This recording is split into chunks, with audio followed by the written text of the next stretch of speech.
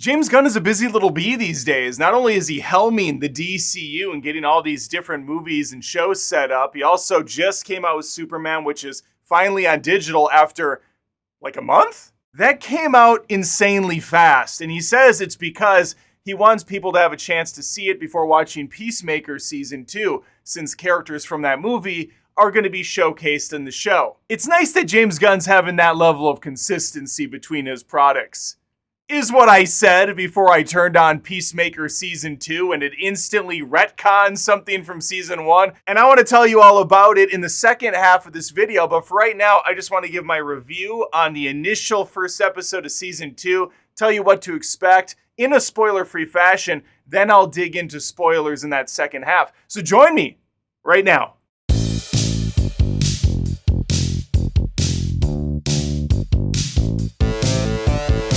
Before I get down to business, I have to give you the mandatory request to subscribe to Adam Does Movies on YouTube, Spotify, and Apple Podcasts. I would appreciate it. I put out movie reviews almost every single day, movie commentary, and occasionally I dip into the TV shows. Usually it's because the spin-off shows have something to do with the movie property, like Peacemaker does, like Alien Earth, which I'm also recapping week to week. I think I'm gonna like Peacemaker 2 more though. It seems more my style. However, that doesn't mean episode 1 of season 2 is not without its flaws. The episode only clocks in at around 44 minutes long. It's even shorter if you get rid of those pesky credits. And kinda like the recent Superman movie, it moves at a blazing fast pace. There's a lot going on in this episode, which is already something that kind of separates it from the first season of Peacemaker that was a little slower to get going. Not knocking it though, I happen to really enjoy the first season of Peacemaker far more than I thought, exceeded my expectations. And I'm typically a big fan of the stuff James Gunn puts out.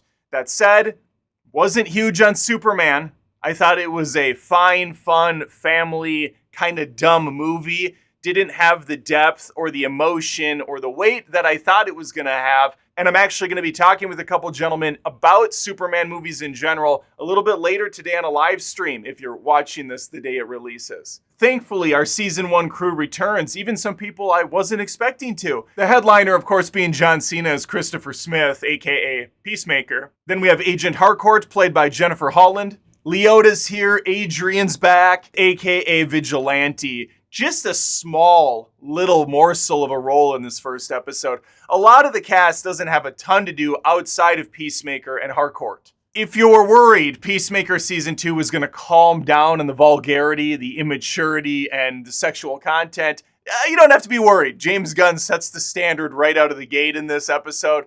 There's a good chunk of nudity later on, tons of swearing, some decent action mixed in. It's got a little bit of everything. And I happen to enjoy this episode. It didn't blow me away or wow me in any ways, but it was nice to have Peacemaker back, be in this kind of silly universe. I did find it a tad jarring to just shove the new DCU characters into this and kind of present it in a way to make it seem like this has been the thing the whole time. And maybe it's just me, it's very possibly just me. The colors and everything else about Peacemaker felt a little more punched up and a little cheaper looking by design. Again, making it feel like James Gunn is gently trying to push Peacemaker a little bit more into the realm of Superman's look and feel. Peacemaker Season 1 was very funny. As for the humor in this one, it was kind of back and forth. This is like very immature levels of humor going on.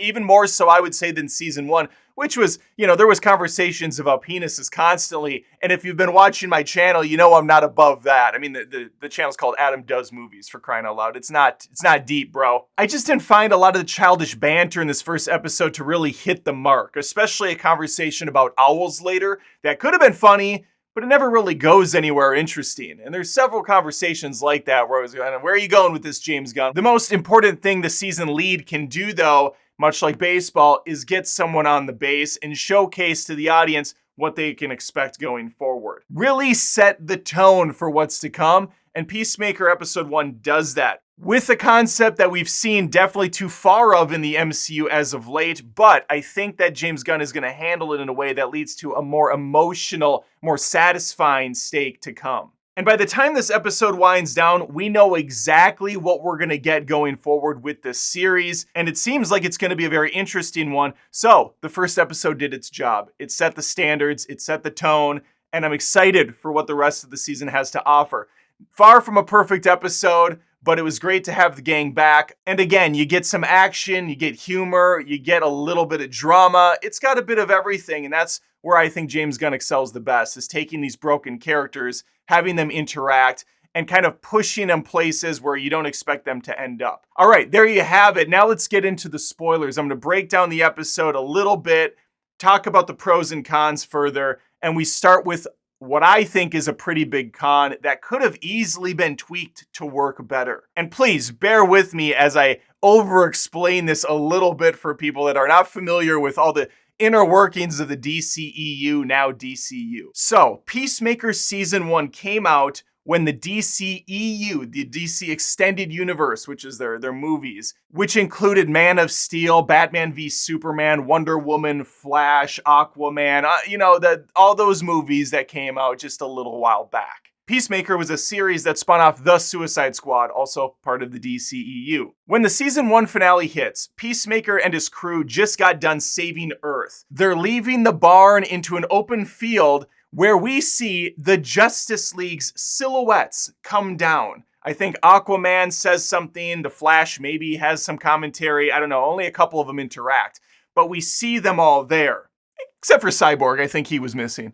They show up late to the game and Peacemaker says something like, hey, thanks for showing up, assholes. Or, he insults them and he's pissed off that they weren't there earlier because Leota mentioned how she got on the phone and she called the Justice League for help. All right, since Season 1 ended, a lot has changed. The DCEU no longer exists. Now it's the DCU. You got rid of the extended, but Zack Snyder, who was helming a lot of the stuff earlier, he's out now. James Gunn and Peter Safran now control the DCU, the movies, the shows, anything that's going to spin into this collective whole. And so far they've done an animated show and they did Superman, and they have Peacemaker Season 2, which James Gunn also wrote and directed and didn't want to see get killed off like Wonder Woman, Superman, Aquaman, all those other movies.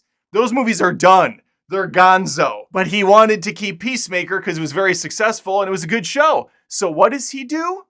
Well, he decides in his infinite wisdom to retcon that ending scene of the superhero silhouettes, replacing them with the new Justice Gang that was in the Superman movie. So instead of the silhouettes of Aquaman in them, we have Mr. Terrific, we got Supergirl, we have the Green Lantern, and we have Hawkgirl. Green Lantern and Hawkgirl are going to be in this episode a little while. They have an exchange here as well. So he replaced the footage. He changed the game. I'm annoyed at how he approached it. Peacemaker is talking to a classroom when episode 1 of season 2 fires up about his misadventures. He's catching the audience up because honestly, I forgot most of everything in season 1. It's crazy how quickly the memory fades over time. He could have done this very same thing and just tweaked how he told it. What if Peacemaker, since he's talking to the class about his misadventures, just said, oh, actually, I misremembered. It wasn't the Justice League. It was the Justice Gang. Or if he just said, wait, it wasn't those guys. Sorry, I'm still getting over a hangover. It was these guys. Obviously, I have thought about this for 5 seconds. James Gunn had a lot more time, so he could have come up with something I think a little less insulting instead of just changing the ending of last season in a previously on. Hello, my little nightshades. If you're dying for the next batch of Wednesday Season 2 to drop on Netflix, then I'll let you in on a little secret. The Wednesday Season 2 Wocast is here. Prepare to dive deeper into the mysteries of Wednesday with the ultimate companion video podcast. Join the frightfully funny Caitlin Riley along with her producer, Thing, as she sits down with the marvelously macabre cast and crew. Together, they'll unravel each shocking twist, dissect the dynamics lurking beneath, unearth the deep Addams Family lore, and answer all of your lingering questions that simply refuse to stay buried. Guests include Emma Myers, Joey Sunday, Hunter Duan, Steve Buscemi, Fred Armisen, Catherine Zeta-Jones, the Joanna Lumley. Also, show creators Al Gogue and Miles Miller. And of course, Wednesday herself, Jenna Ortega, plus many more. With 8 delightfully dark episodes to devour, you'll be drawn deeper into the haunting halls of Nevermore Academy than ever before. But beware, You know where curiosity often leads. The Wednesday Season 2 official Wocast is available in audio and video on Doom, Apple Podcasts, Spotify, YouTube, or wherever you find your podcasts. You've been warned. After this, Peacemaker is sound asleep in his bed when his partner Eagly, the Eagle, wakes him up and brings him to the quantum unfolding chamber, which is in the closet in his house, in his dad's house that he killed last season. After a little back and forth banter with the bird, he eventually follows it to the location it specifies, which is an identical looking door to his own with another set of Peacemaker helmets.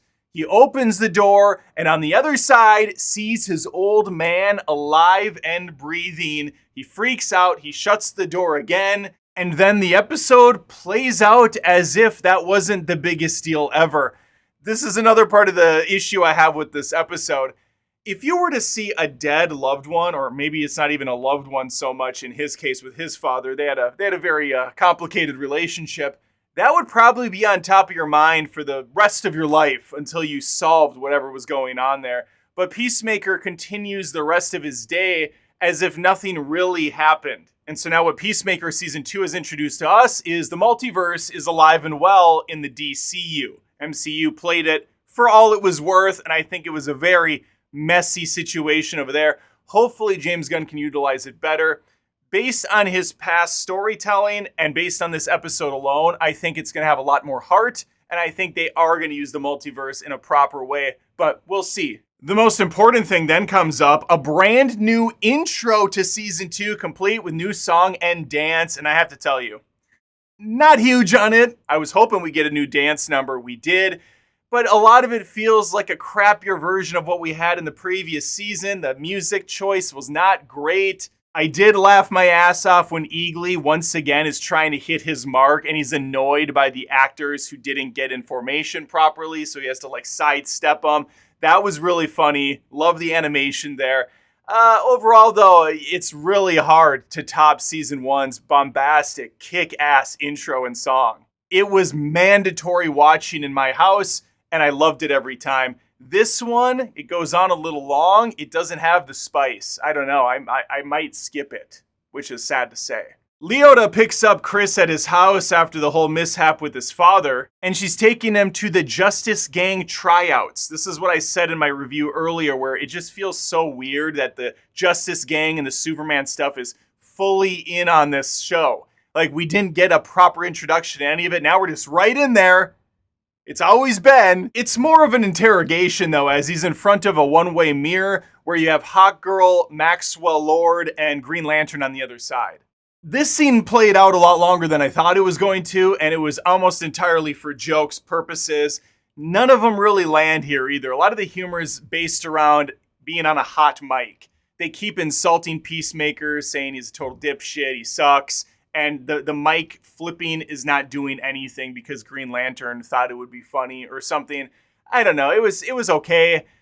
Peacemaker, long story short, does not get the job. They laugh him out of the room. Meanwhile, Agent Harcourt, no longer an agent at all. She's not deemed fit for service, which I'm not sure she ever really was fit for service, as she seems to just want to beat the shit out of everything all the time. Very hot-headed, ill-tempered person, which will lead us to her in the car beating the crap out of her dash because she no longer has a job. She can't seek employment. She has no other skill set. And her bills are past due. Her rent is way behind. And we know this because of the tried and true trope of keeping your mail out on the counter for the audience and for the guests to see. And speaking of guests, Chris shows up at the place to see how she's doing and to share that he's not doing so great. But since both of them are in very terrible headspaces, they opt to just kind of hurt each other a little bit more, and it resolves nothing. Chris, now completely lost again in the world, turns to the friends that never let him down: drugs and alcohol. After going on a full-blown bender, this leads to an all-out sex party. This bare-ass orgy comes out of nowhere, and it really felt like James Gunn was just saying, hey, I can be like The Boys TV show too. I'm in charge of the DCU. I can do whatever the fuck I want, people. This sequence was more outlandish than what True Detective Season 2 promised to be. Man, that season sucked.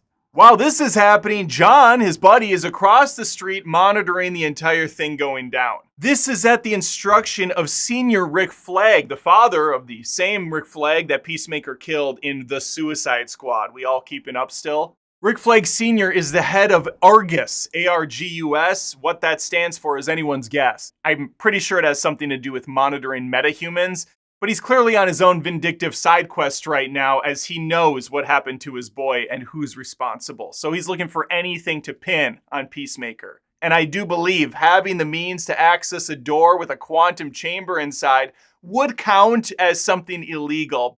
But John opts not to throw his friend under the bus. Shortly after, he gets a call from Vigilante. This is the only time we see Adrian Chase in the episode, unfortunately, because this scene, not great. It's all played for laughs again. He's at his dead-end job. He's clearly lonely. He misses his friend group, and he's really into owls, except for he doesn't really know dick about owls as he's quizzed about it.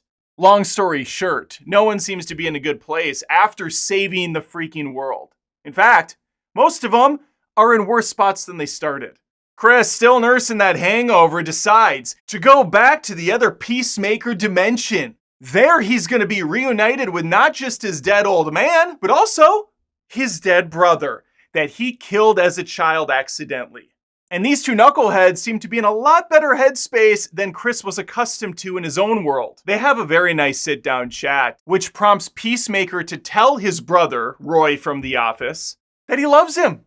Roy returns the favor. I think his character name is Keith, but he's always going to be Roy from The Office to me. We also learn that he and Harcourt had a very serious relationship, but that has been broken off. And speaking of Harcourt, back in the main universe, she's drowning out her sorrows as well, heading to a local bar where clearly she's looking for a fight. And wouldn't you know it, mere seconds after walking into this place, she's hit on, and then she starts hitting on everyone there. This leads to a pretty awesome action scene where she's spinning around dudes, taking guys out, until eventually half a dozen of them get the best of her, and she's down for the count. But you'll notice underneath the blood-soaked face, a little smile starts to form, because she's really her complete self when she's kicking ass and getting her ass kicked. And I would imagine for Harcourt, it's now the only way she can achieve climax. Our episode closes with Bizarro Chris coming home and seeing himself in his bedroom. And there's no time for conversation. Our Chris tries to explain to Peacemaker, hey, listen, dude, I just stopped by for a... He starts getting his ass kicked. He makes his way out into the quantum chamber, but Peacemaker follows him, and after a bit of a scuffle, Chris accidentally kills himself. That came out exactly how I wanted it to. The Peacemaker from this new universe is dead. We now have one Peacemaker for two worlds. And now, ladies and gentlemen, we have the table set for the rest of the season. We have two worlds to play with. And we have a Peacemaker who's not very keen on the world he came from, now has the opportunity to start a brand new life in a world that seems far more ideal.